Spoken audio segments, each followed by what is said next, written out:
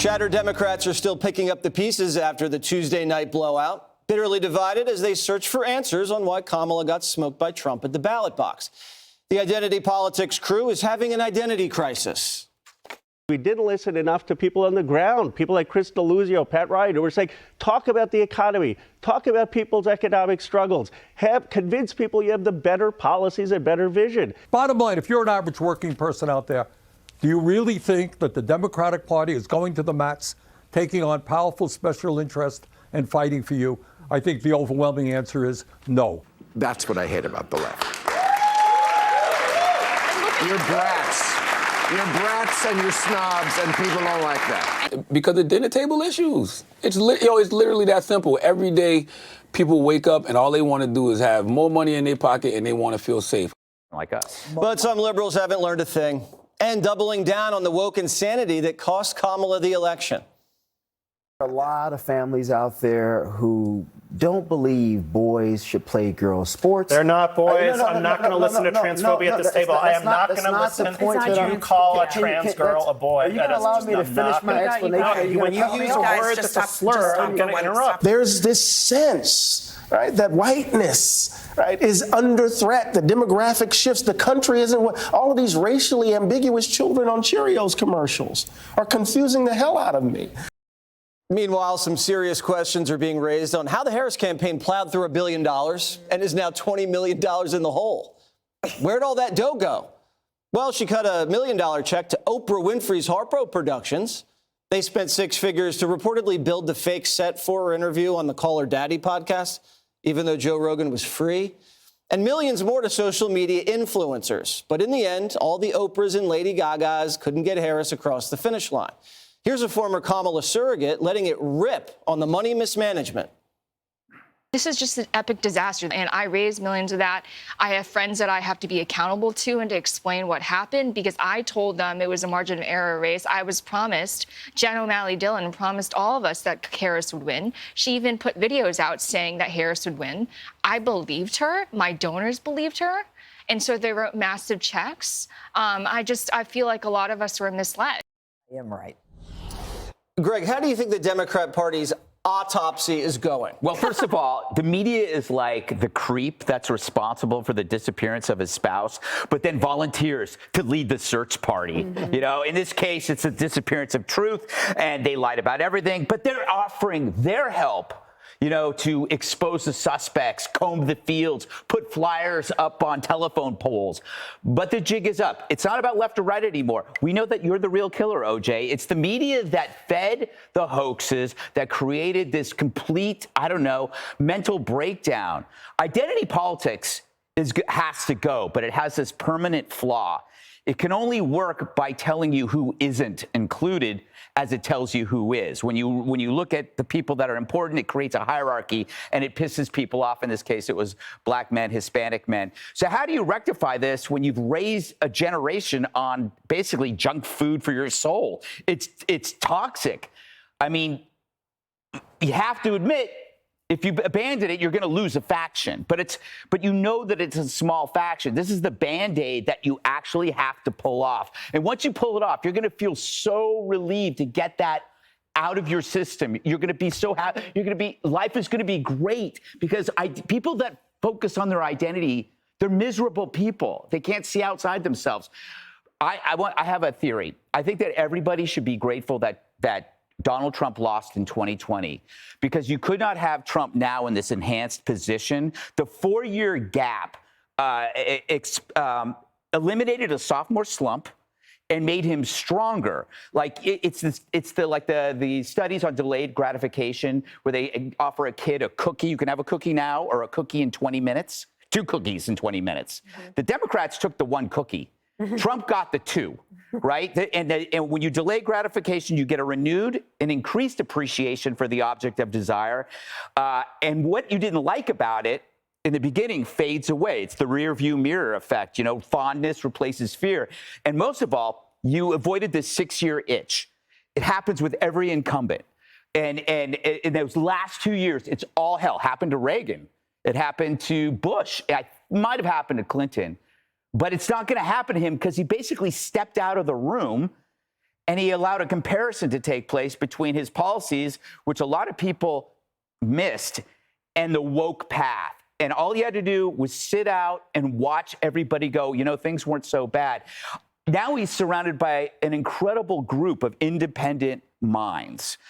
He's no longer beholden to any behavior, any advice from insiders, because now he's got these smart people. So now the chaos is now faded from 2016. It is an incredible thing.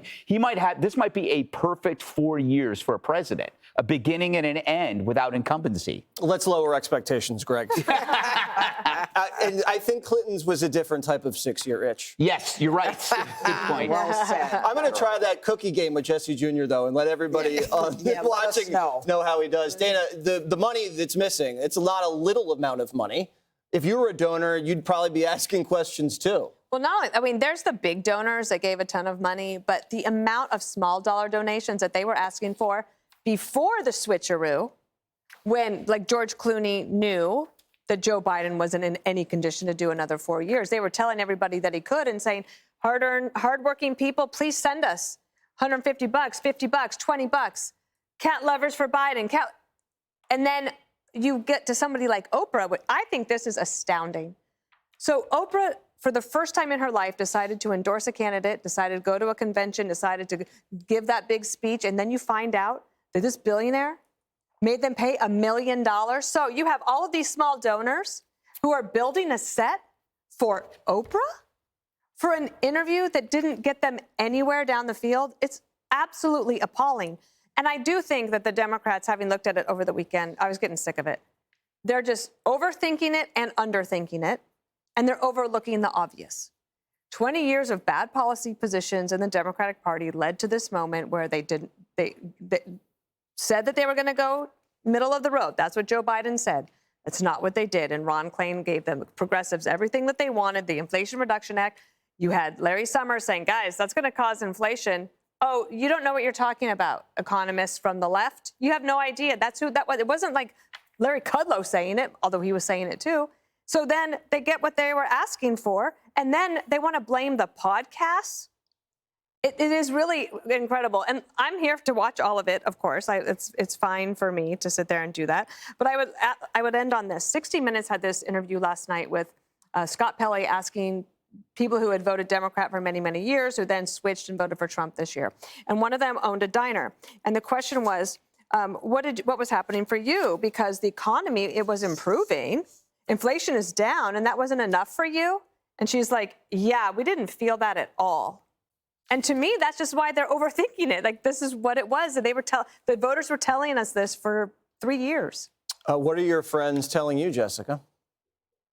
I'm sad. Cry emoji. My emoji game, it's been relegated to one little aspect of the board the last few days. I have had some great exchanges with your mother, though. I'll tell you about those in the break. Oh, please don't. The autopsy continues, and there are many facets to it. The fundamental principle of it, or the backbone of it, is we're supposed to represent the working class, and we didn't in this election. They told us resoundingly, you don't represent my interests this time around. And that wasn't the way it was supposed to go when you looked at measures like who people think represents folks like me. Kamala was doing better than Donald Trump on that. So obviously there was some kind of disconnect. And I do think that there were policy issues, but I think there was more of a tone issue than anything. There was a voter talking about how she thinks about the two parties and needed to give a word to describe each. And she called the GOP crazy, and she called the Democrats preachy. Yeah. And she said that preachy actually made her feel bad about herself. And this is a theme that we're hearing over and over again, and that's what Maher was communicating in his remarks. I've spent some time looking at races that were successful, Democratic races. And we should note, Dems managed to hold 4 of 5 swing Senate seats. Like, Jackie Rosen got 70,000 votes that Kamala Harris didn't get. That's pretty astounding in this kind of environment. But Pat Ryan, who's an upstate New York congressman, I think he won by 13 points. And he talked about what he did. And he said, basically, I ran without labels. I campaigned with AOC when it made sense to be with AOC, who, by the way, has a huge crossover with Trump in her district, where people say, basically, you fight for people like me. I don't care what your party, your political party is for this. And I think we could learn a lot from that. In terms of the media ecosystem, I do think this issue is important, not only as part of the media, but to consider the fact that the podcasts and the alternative media that got Republicans or Trump the most juice were not politics programming, and that people turn into a politics show when they're in a certain kind of mood. I happen to be in that mood all the time. So I want to go out and go for a walk and listen to Pod Save America or whatever, but most people find politics stressful. And they find it grating and adversarial, and they want to hear about wellness. They want to hear about comedy, hear from someone who's doing something interesting, thinking about the world in a different way. And that's why Rogan pops to them, because it didn't originate as a politics podcast. And that is it feels as though that's the only authentic way in with people now, that you have to have the host come to their politics naturally, right? Like Rogan used to love Bernie. Now he's red-pilled. And people went on that road with him. And we need to do that too. Judge Jeanine Pirro, what are your thoughts? Well, when I heard Ro Khanna, I should say, and Bernie Sanders and Bill Maher and the whole lot of them about, just saying we didn't listen to the people, we didn't, put enough stock into what the working people needed, woke is broke and all that other stuff. Fareed Zakaria now saying it was chaos at the border, and Charlemagne the God. Why weren't they saying this stuff during the election? If they can figure it out 2 days later, why couldn't they have said it during the election? Everybody knows, you don't have to be a genius, that working people were hurting, that wages were not keeping up with inflation, that food was off the charts, that people were hurting, living paycheck to paycheck, the country's going in the wrong direction. And these fools actually say, when someone says we got to keep a boy out of girls' sports, and some guy has a breakdown that we just saw and says, no, that's a trans girl or whatever it is, that's not America. America does not buy that nonsense. It just doesn't. All right. The only one who made sense was Raging Cajun. And he's a little kooky, but he knew it all along. It was the preachy females. You're not paying enough focus to the men. He had it down pat. And this Lindy Lou, what's her name? Lindy Lee with the pink dress? Give me a break. I was told by Jen O'Malley Dillon that Kamala was going to win. Are you stupid? Do you go into a casino and say, I was told I was going to win here? How different is a campaign from a casino toss? I mean, really. And then she says she blames somebody else. And this whole thing about Oprah, a billionaire taking $1 million, Dana, I was furious. The people who wrote a $25 check for Call Your Daddy podcast to set up some kind of a stage. Donald Trump can get into a dump truck and not spend a dime and get more hits than they do. Yep.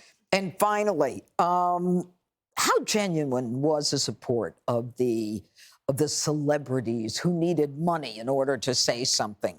Did they even vote? I'd be curious to know whether they even bothered to vote. Well, I think we all speak from experience as having put on town halls here at Fox. They do not cost $1 million for an hour of television. You got fleeced by Oprah Winfrey. Oh, Ozempic costs a lot. You don't get it on your insurance. No, I thought it was Weight Watchers. No, remember. Oh, yeah. She cheated. Sorry. Click here to subscribe to the Fox News YouTube page to catch our hottest interviews and most compelling analysis. You won't get it anywhere else.